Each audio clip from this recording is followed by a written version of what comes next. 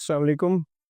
तो आज जिस टॉपिक पे मैं बात करना चाह रहा हूँ वो स्पेसिफ़िकली जो हमारे बीएस, एमएस और पीएचडी के स्टूडेंट्स हैं, उनके लिए है। अच्छा, आज की वीडियो का स्कॉलरशिप से कोई ताल्लुक नहीं है दूर-दूर का भी, तो अगर आप स्कॉलरशिप की वीडियो देखने के लिए इसको देख रहे हैं तो this is not for you. वो लोग जिनका बजट बहुत कम है और कम से कम बजट में वो यूरोप के अंदर आना चाहते हैं और अच्छी यूनिवर्सिटी में पढ़ना चाहते हैं, ये वीडियो स्पेसिफ़िकली उन लोगों के लिए है।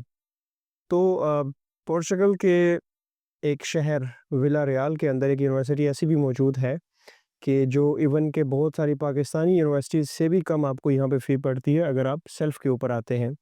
तो सेल्फ़ के ऊपर यहाँ पे इस यूनिवर्सिटी में बहुत सारे प्रोग्राम्स हैं, ऐसे प्रोग्राम्स हैं कि जो आप जिनके अंदर बहुत आसानी से एडमिशन ले सकते हैं, ना सिर्फ़ एडमिशन ले सकते हैं बैंक स्टेटमेंट के, आप यहाँ पे आ भी सकते हैं। तो मैं यूनिवर्सिटी की बात कर रहा हूँ यूटाड के बारे में। यूटाड जो यूनिवर्सिटी है ये विलारियाल के अंदर मौजूद है और विलारियाल एक सिटी है पुर्तगाल के अंदर। तो फ़ेब के अंदर इनके एडमिशन स्टार्ट होंगे, लिंक मैं आपको डिस्क्रिप्शन में दे दूँगा। तो बेसिकली आपने करना क्या है, आपने इस यूनिवर्सिटी के अंदर अप्लाई करना है, फ़ेब के एंड पे यहाँ पे एडमिशन स्टार्ट हो जाएँगे, बैचलर्स वालों के लिए, मास्टर्स वालों के लिए और पीएचडी वालों के लिए। वेटरनरी साइंसेज़ के अंदर भी यहाँ पे एडमिशन्स मौजूद हैं। इसके अलावा computer sciences, electrical engineering, international relation और इस तरह के बाकी भी ऑलमोस्ट सारे प्रोग्राम इसके अंदर मौजूद हैं। तो आपने करना क्या है, इनकी वेबसाइट पे जाना है, वेबसाइट का लिंक मैं डिस्क्रिप्शन में दे दूँगा। वहाँ पे जाके आप अपने आप को रजिस्टर कर सकते हैं। रजिस्टर करने के बाद आपने वहाँ पे अपने जितने भी डॉक्यूमेंटेशन है वो अपलोड करनी है, अपने पासपोर्ट की कॉपी आपने वहाँ पे अपलोड करनी है। इसके अलावा जो सबसे इम्पोर्टेंट चीज़ है जो मैं अपनी ऑलमोस्ट हर वीडियो के अंदर आप लोगों को बताता हूँ, वो है आपके डॉक्यूमेंटेशन जो आपकी एजुकेशनल डिग्रीज़ हैं, सर्टिफ़िकेट्स हैं। अच्छा, डिग्रीज़ और ट्रांसक्रिप्ट ये 2 अलग-अलग चीज़ें हैं। तो आपने कभी भी इसमें कन्फ्यूज़ नहीं होना है कि हम डिग्री अपलोड करें या ट्रांसक्रिप्ट अपलोड करें, ठीक है? ट्रांसक्रिप्ट के ऊपर आपके मार्क्स लिखे हुए होते हैं जो कि आपकी कारकर्दगी को वाज़ेह करते हैं। जो डिग्री होती है वो इस चीज़ की सनद होती है कि आपने सक्सेसफुली अपने 4 साला डिग्री या 2 साला जो भी आपकी डिग्री है उसको आपने कंप्लीट कर लिया है। तो ये दोनों चीज़ें आपके पास होनी चाहिए और दोनों एचईसी से अटेस्टेड होनी चाहिए, ना सिर्फ़ एचईसी से बल्कि एचईसी से अटेस्ट कराने के बाद ये मिनिस्ट्री ऑफ फॉरेन अफेयर्स से भी एपोस्टाइल होनी चाहिए। जब मैं एपोस्टाइल कहता हूँ तो मेरा मतलब एपोस्टाइल ही होता है, उसका मतलब अटेस्टेशन हरगिज़ नहीं होता।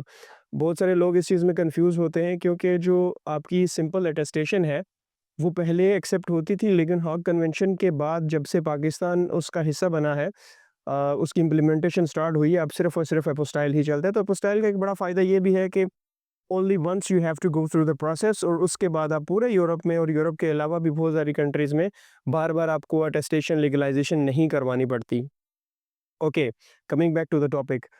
अच्छा, अगर इसकी फ़ी की बात कर लें हम यूटाट की तो इसमें 1200 यूरो इसकी जो फ़ी है वो पर ईयर है। पर ईयर का मतलब ये है कि 1 साल के लिए आपने फ़ी पे करनी है और वो फ़ी इन्होंने क्योंकि इनकी जो फ़ी है बहुत मिनिमम है तो वो आपने इन एडवांस पे करनी है। 1200 यूरो पाकिस्तान से पे करके आना है। 1200 में यूरो मीन्स ऑलमोस्ट 4 लाख रुपए पाकिस्तानी पर ईयर। तो अगर देखा जाए तो बहुत सारी पाकिस्तान के अंदर ऐसी यूनिवर्सिटीज़ हैं जिनमें आप अगर 2 सेमेस्टर का खर्चा लगाएँ तो ऑलमोस्ट इतना हो जाता है, समटाइम जिससे ज़्यादा भी हो जाता है।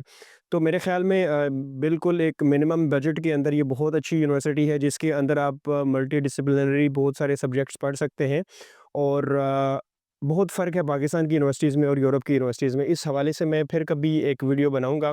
फॉर द टाइम बीइंग ये है कि अगर आप अफ़ोर्ड नहीं कर सकते, आपका बजट कम है, तो आप यूटाड यूनिवर्सिटी के अंदर आ जाएँ। इसके अंदर आपको रीज़नेबल रेट के अंदर, रीज़नेबल प्राइस के अंदर आपको बैंक स्टेटमेंट भी उस हवाले से ज़्यादा नहीं चाहिए होगी और आप अपना वीज़ा भी प्रोसेस कर सकेंगे। वो भी आपको 1200 यूरो के हिसाब से ही पे करना होगा, जो आपकी बैंक स्टेटमेंट होगी। फॉर एग्ज़ाम्पल अगर आप यूनिवर्सिटी ऑफ़ कोइम्ब्रा में आते हैं, तो यूनिवर्सिटी ऑफ़ कोइम्ब्रा के अंदर आपकी फ़ी मास्टर्स की पर ईयर 7000 यूरोज़ है, जो कि एक ह्यूज अमाउंट है, ठीक है? तो उस हिसाब से ही आपने पूरे साल की अपनी प्रिपरेशन करनी है बैंक स्टेटमेंट की भी, तो वो तकरीबन 1 करोड़ के करीब जाके आपकी बैंक स्टेटमेंट बनती है। लेकिन अगर यूटाट की बात करें तो इसमें 1200 यूरो आपकी पर एनम फ़ी है। इसके साथ-साथ आपके 500 यूरो तक के अखराजात आते हैं 1 महीने के पोर्टल के अंदर अगर आपने अपनी रिहाइश रखनी है, इंक्लूडिंग यूटिलिटीज़ आपका इंटरनेट, बाकी चीज़ें, पानी, बिजली सब कुछ इसके अंदर आपका मैनेज हो जाता है खाने-पीने के साथ। तो अगर ये देखा जाए तो बड़ी एक रीज़नेबल प्राइस है, इसके अंदर आप सर्वाइव कर सकते हैं ना सिर्फ सर्वाइव कर सकते हैं बल्कि आई वुड से कि नॉर्मल लाइफ़ आप इसके अंदर गुज़ार सकते हैं।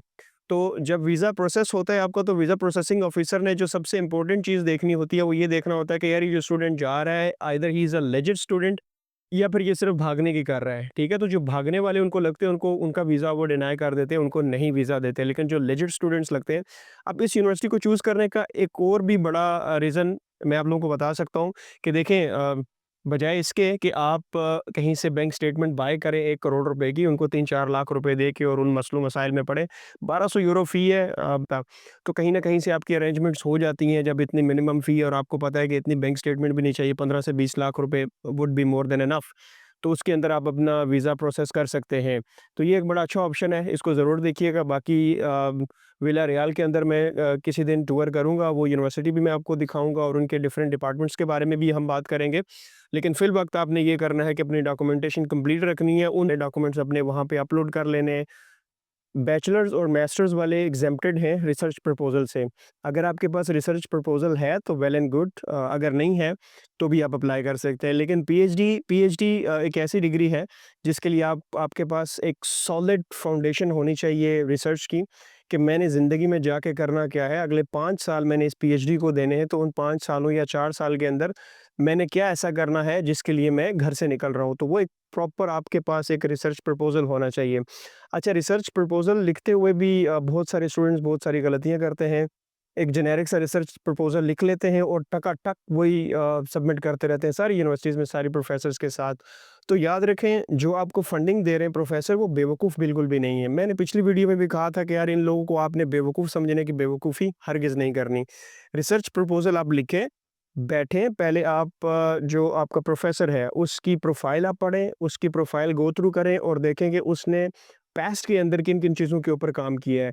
उसी सेम टेक्नोलॉजी के ऊपर आपने अगर काम करना है, या इफ़ यू थिंक कि आप कर सकते हैं, वेल एंड गुड, आप उनको बताएँ जी कि ठीक है, मैं इसके ऊपर कर सकता हूँ। अदरवाइज़ आप अपना भी जो रिसर्च टॉपिक है वो चूज़ कर सकते हैं और प्रोफ़ेसर के साथ शेयर कर सकते हैं, this is something I want to do. Sometimes they like it, sometimes they don't, either way they will let you know कि आपने क्या करना है। ओके, रिसर्च प्रपोज़ल आपने लिख लिया, आपने अप्लाई कर दिया, आपने सबमिट कर दिया, फिर वक़्त आता है आपको फ़ी पे करने का। ऑलमोस्ट 50 यूरो से लेके 150 यूरोज़ तक, जैसा कि तमाम पोर्टुगल के अंदर फ़ीसेस इसी तरह से हैं। एप्लीकेशन फ़ी है वो आपने अपने प्रोग्राम के अकॉर्डिंगली पे कर दी।